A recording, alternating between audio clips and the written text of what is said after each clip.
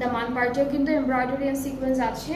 And এটা হচ্ছে এইভাবে যাবে না, এটা হচ্ছে আমাদের ব্যাক পোর্শনটা খুব সুন্দর এভাবে বসবে।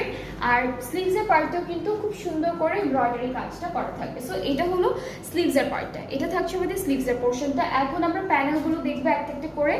একটা হচ্ছে আমাদের প্যান্টে যাবে, এই প্যানেলটা হচ্ছে আমাদের প্যান্টের জন্য থাকবে, এটা স্লিভসের জন্য থাকছে, এটা স্লিভসের জন্য, এইটা হচ্ছে ফ্রন্ট আর ব্যাক পার্টের দামানের জন্য থাকবে।